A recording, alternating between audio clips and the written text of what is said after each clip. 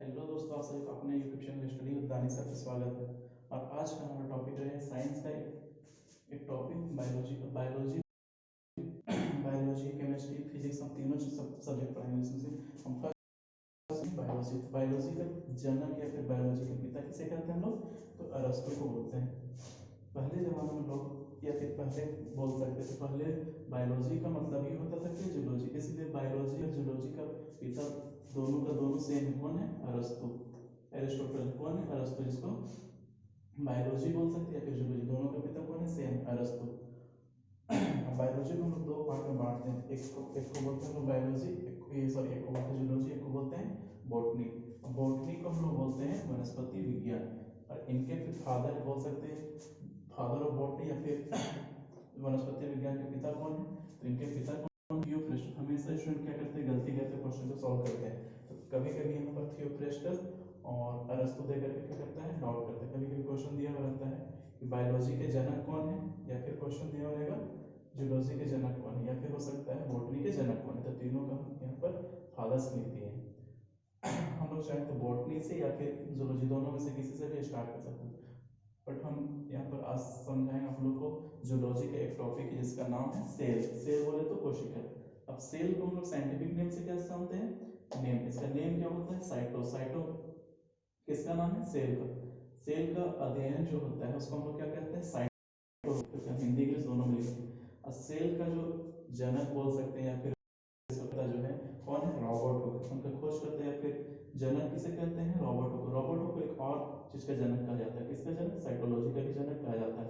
Robert Hooke जब एक साधारण सूक्ष्मदर्शी यंत्र से का निर्माण किया तो इन्होंने देखा कि पेड़ का एक छाल लिए, छाल होता है तो उसका एक बोकला ले लिया, उससे क्या किया, उसको पार्ट पार्ट पे क्या किया, जितना परत दर परत उसको उचाड़ना चाहे उचाड़ लिया। उसके बाद फिर उन्होंने देखा जब सूक्ष्मदर्शी यंत्र के सामने रखकर तो उन्हें इस प्रकार का कुछ खाली कमरा दिखाई दिया जिसे उन्होंने सेल नाम दिया, जो कि ग्रीक भाषा के शब्द से बना है, सेल।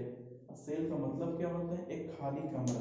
अच्छा, हम लोग कभी भी पढ़ते हो कोई भी चीज तो इसमें दिया हुआ रहता है कि यूनानी भाषा या फिर ग्रीक भाषा या फिर लैटिन भाषा। आखिर हम लोग इसी को यूज क्यों करते हैं? इसका यह सटीक आंसर ये है कि ये सब जितने भी ये सब सभी लैंग्वेज क्या है? डेड लैंग्वेज, मृत लैंग्वेज, और जिसे हम लोग कभी चेंज नहीं कर सकते। जैसे इंग्लिश हो गया, हिंदी हो गया, या फिर कोई भी लैंग्वेज हो जिसे हम लोग चेंज कर सकते हैं। जैसे एक एग्जांपल लेकर के देख सकते हैं, जैसे हिंदी में जैसे हम लोग मित्र को दोस्त आदि के नाम से जानते हैं, मतलब एक ही वर्ड को हम लोग दो टाइप से कर सकते हैं। बट सेल को ऐसा हम लोग चेंज नहीं कर सकते। अगर इंग्लिश में पढ़े तो फ्रेंड, फ्रेंडशिप, ये सब बोल सकते हैं, तो वो क्या हो सकता है? चेंज हो सकता है। बट इसमें चेंज नहीं होता है, इसलिए हम लोग इसको लैटिन भाषा या फिर ग्रीक भाषा इससे ले सकते हैं। बहुत लोगों को लगता है कि वहाँ का साइंटिस्ट होगा इसलिए वहां से लिया गया, बट ऐसा कुछ नहीं। आइए हम लोग समझते हैं। उसके बाद फिर अगला क्वेश्चन क्या है? अच्छा, ये रॉबर्ट हुक जो खोज किए तो वो कैसा सेल था?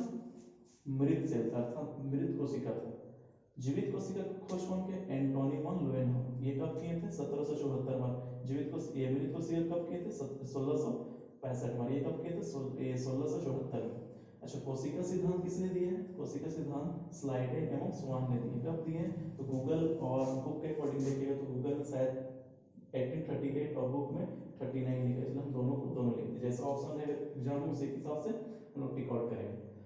अगला क्वेश्चन है आधुनिक कोशिका सिद्धांत प्रोडक्ट। अच्छा, आधुनिक कोशिका का जरूरत क्यों पड़ा? क्योंकि यहाँ पर जो स्लाइडेन और स्वान जो थे, ये दोनों जब कोशिका सेल के बारे में ये बतला रहे थे कोशिका के बारे में, इन्होंने कहा कोशिका जो है, कोशिका जो है किसी ये जीवित इंसान हो या फिर जानवर या फिर कोई भी एनिमल, किसी भी चीज का या फिर प्लांट्स हो, सभी क्या होता है? उसी का एक सबसे छोटा यूनिट होता है। जैसे यहाँ पर हम बनाए हैं, जैसे मृदा बालू करके बनाए, उससे मिलाने से क्या बनता है? फिर दीवार बनता है, कमरा बनता है, फिर घर बनता है। उसी तरह से अगर हम देखें या फिर कोशिका, उसके बाद क्या है? उत्तक, उत्तक के बाद क्या है? अंग, फिर अंगतंत्र, फिर शरीर। तो शरीर का सबसे छोटा ही है कौन हो गया? कोशिका। उसी तरह से ये दोनों बनता है। लेकिन इन्होंने यह नहीं बतला पाएंगे कोशिका का निर्माण कैसे होता है, तो इसलिए आधुनिक कोशिका का ये जरूरत पड़ा। आधुनिक कोशिका में रोडाल्ड विल्सन ने यह बतलाया कि कोशिका जो है अपना मृत शरीर से ही दोबारा पनपता है, मतलब बनता है। जैसे कि हम लोग अगर समझना चाहिए, जैसे बरसात का दिन में या गर्मी का दिन में, गर्मी का दिन में जैसे ग्राउंड में क्या होता है, हम लोग देखते हैं वहाँ पर कि चट्टान पूरा बन जाता है, वहाँ पर घास उस पूरा उखड़ जाता है वहाँ पर। फिर जैसे जैसे बारिश का दिन आता है, फिर वहाँ से तुरंत धीरे धीरे क्या होता है वहाँ पर हरी, इसका मतलब हम समझ सकते हैं वहाँ का जितना भी उसका जड़ जो रहता है घास उसका, उससे फिर से दूर रहता है। जैसे कभी कभी क्या होता है, आँख के पास या फिर कहीं पर बॉडी का अंग फरकने लगता है, इसको बोलते हैं कि अशुभ माना जाता है, बल्कि ऐसा कुछ नहीं होता। वो क्या होता है, कोशिका का हम लोग का नष्ट होता है, फिर दोबारा उसका ये बनता है, इसलिए वैसा होता है। आइए हम लोग समझ इसका नेक्स्ट क्वेश्चन क्या है, सबसे छोटी कोशिका कौन सा है? तो सबसे छोटी कोशिका कौन सा? माइकोप्लाज्म, जिसका जिसका जो मोटाई चौड़ाई कुछ भी बोल सकते हो, वो लगभग 0.01 माइक्रो म्यू होता है। और सबसे बड़ी कोशिका कौन सी है? सबसे बड़ी शुतुरमुर्ग का एक, जो कि बहुत बड़ा होता है, लगभग इससे अगर तो एक आदमी का खुराक हो सकता है एक अंडा से, इतना मतलब बड़ा रहता है लगभग। इसके लिए बड़ा ताई चाहिए, बनाने के लिए बड़ा तावा चाहिए। उसके बाद फिर अगला हम लोग का आता है सबसे छोटा मानव में क्या कोशिका, सबसे छोटा मानव कोशिका कौन सा है? स्पर्म, जो कि जेंस का बॉडी होता है, जिसको हम लोग हिंदी में क्या कहते हैं? शुक्राणु बोलते हैं। उसके बाद फिर आता है हमारा सबसे बड़ा मानव में। तो सबसे बड़ा मानव में क्या है? ओवम, जिसको हम लोग बोलते हैं अंडाणु, जो कि सबसे बड़ा होता है, जो कि गर्ल्स ये लेडी बॉडी में पाया जाता है। उसके बाद फिर सबसे लंबा किसमें? मानव में। सबसे लंबा किसमें है? न्यूरॉन में। सबसे लंबा कोशिका किसमें है? न्यूरॉन। न्यूरॉन जो कि इस टाइप का होता है, 5U के आकार का होता है,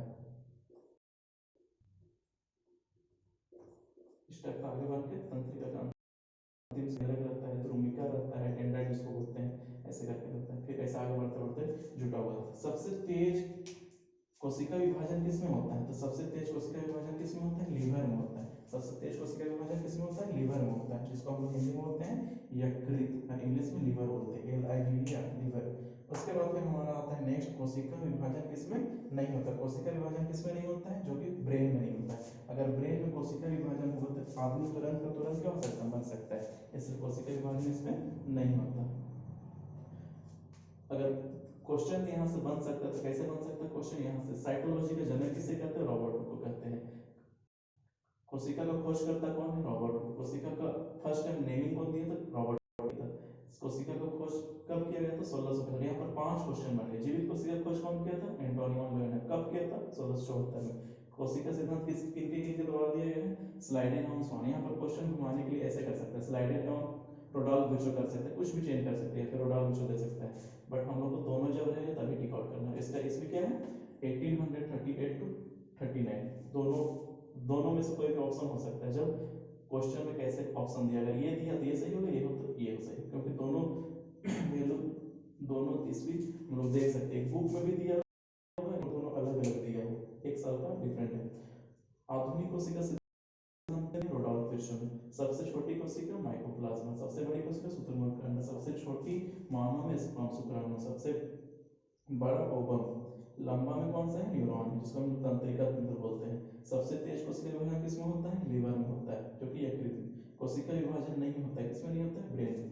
तो ये हमारा कोशिका का पहला चैप्टर था, ये सॉरी जियोलॉजी का फर्स्ट चैप्टर सेल था, और ये हमारा वीडियो का बायो का पार्ट 1 है। Thank you. अगर आपने अभी तक मेरे चैनल को सब्सक्राइब नहीं किया तो सब्सक्राइब करें, और उसके बगल में बेल आइकन से जरूर प्रेस करें, और जहां तक हो सके उसे शेयर करें। Thank you.